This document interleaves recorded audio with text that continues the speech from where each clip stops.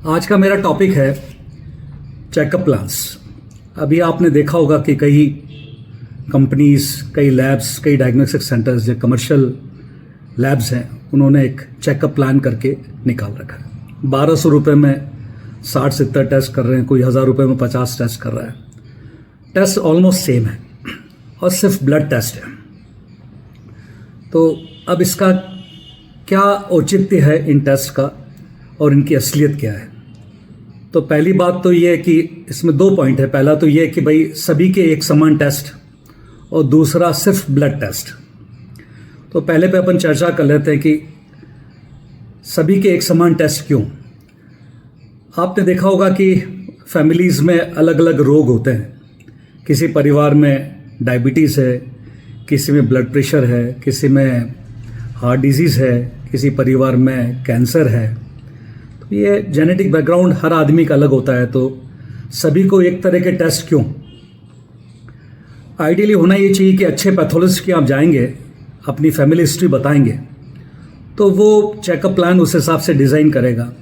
अगर मान लो किसी पेशेंट को कैंसर है, फैमिली में किसी फैमिली में कैंसर रन करता है, तो अब उसमें ये जो रूटीन टेस्ट इनका क्या औचित्य है? अब उसमें मान लो प्रोस्टेट कैंसर है तो उसमें पीएसए चाहिए, सोनोग्राफी चाहिए। कोई और पेट के कैंसर है, किसी में ब्रेस्ट कैंसर है तो उनके अलग अलग ट्यूमर मार्कर्स हैं, मैमोग्राम है और भी सोनोग्राफी है। तो वो तो किसी इन प्लान्स में है नहीं, सिर्फ ब्लड टेस्ट ही हैं।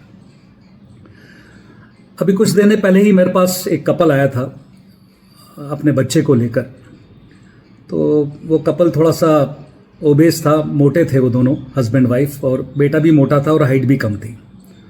तो उन्होंने मुझसे पूछा कि डॉक्टर साहब अब इन मेरे बच्चे का कुछ हो सकता है क्या, अगर इसका कुछ डाइटरी पार्ट हम ठीक करें या कुछ इसको डायबिटीज़ तो नहीं हो जाएगी? तो मैंने उनको समझाया कि आप कुछ हद तक तो अपने डाइटरी पार्ट से, एक्सरसाइज से कर सकते हैं, लेकिन बहुत सारी चीज़ें जेनेटिकली होती है तो उसका तो कोई इलाज है नहीं। तो उनको मैंने एग्जांपल दिया कि आपके घर में अगर कोई पैट है, पोमेरेनियन डॉग है, तो आप उसको तीनों टाइम नॉनवेज खिलाएंगे तो वो क्या एल्सेशियन बन जाएगा क्या, या वो बुलडॉग बन जाएगा? या बुलडॉग और एल्सेशियन है आपके घर में तो आप उसको कम खिलाएंगे तो क्या वो पोमेरेनियन बन जाएगा? तो आपकी जेनेटिक्स बहुत बड़ी चीज़ है। आदमी का आचार व्यवहार, विचार, उठना बैठना, खाना पीना, बेईमानी, ईमानदारी, उसके काम करने का तरीका, उसके प्रोजेक्शन का समाज में तरीका, ये सब फैमिलियल होता है। मेरा काफ़ी इसमें जेनेटिक्स काम करती है। तो डिजीज़ तो बहुत बड़ी चीज़ है। तो आपको आइडियली क्या है कि अपना प्लान जो है एक अच्छे पैथोलॉजिस्ट के जाके डिस्कस करके एक कस्टमाइज्ड या पर्सनलाइज्ड चेकअप प्लान्स बनाना चाहिए और उसी हिसाब से आगे बढ़ना चाहिए।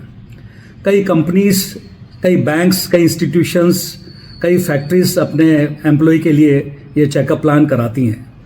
अब वो चेकअप प्लान कैसे हो रहे हैं, उनका क्या औचित्य है, मुझे नहीं पता। 12-13 साल पहले आपको ध्यान हो तो एक आमिर खान जो अपने एक्टर हैं बॉलीवुड के बड़े, उन्होंने एक सत्यमेव जयते करके प्रोग्राम किया था।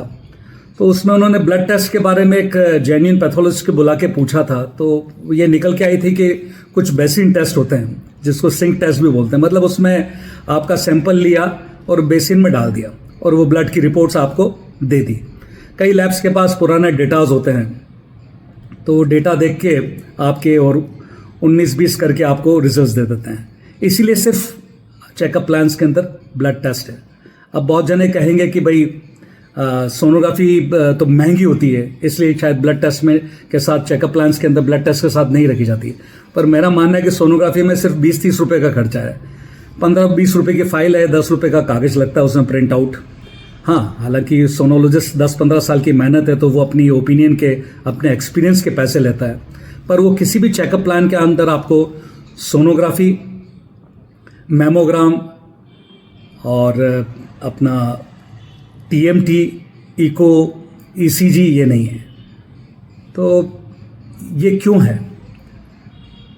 तो दूसरी मेरा आपसे पूछने का कारण ये था कि चेकअप प्लान्स में सिर्फ ब्लड ही क्यों, ये सारे टेस्ट क्यों नहीं सम्मिलित किए जाते? क्योंकि उसमें रामलाल की जगह श्यामलाल को तो लिटा नहीं सकते। अब रामलाल के टेस्ट आपको सोनोग्राफी करनी है तो रामलाल को ही लिटाना पड़ेगा। ब्लड टेस्ट में अब आपने ब्लड दे दिया अपने घर से, अब उसका क्या हो रहा है?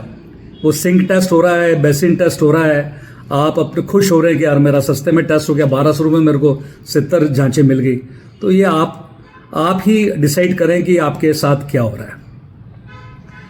मेरा ये मानना है कि इन सब चीज़ों से आप बचें और अपनी टेस्ट लैब पर जाकर ही कराएं, जहां round the clock pathologist available है, और उसकी सेवाएं लें और इनमें अपना डिस्कस करके सोनोग्राफी भी कराएं। मान लो किसी पेशेंट में, किसी महिला घर में है, आपके ब्रेस्ट कैंसर है, अब उसमें ये ब्लड टेस्ट से क्या होगा?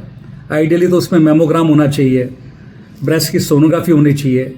किसी परिवार में ओवेरियन कैंसर चलते हैं, है ना, सर्वाइकल कार्सिनोमा चलता है, तो उसके अंदर आपकी ये ब्लड टेस्ट क्या करेंगे? उसमें आपकी यूट्रस ओवरीज की सोनोग्राफी होनी चाहिए हर साल। कुछ ट्यूमर मार्कर्स हैं वो आपके चेकअप प्लान्स में ऐड होने चाहिए। तो लबोलुआब ये है कि ये जो ठगी चल रही है चेकअप प्लान्स के नाम से, आप उस ठगी से बचें और अपने पैसे, धन और धर्म दोनों का ध्यान रखें। अच्छी लैब पर जाएं, वहीं जाके सैंपल दें। मेरे पहले 2 वीडियोस देख लीजिएगा इस बारे में। मिलते हैं नए टॉपिक के साथ नेक्स्ट वीडियो में। धन्यवाद।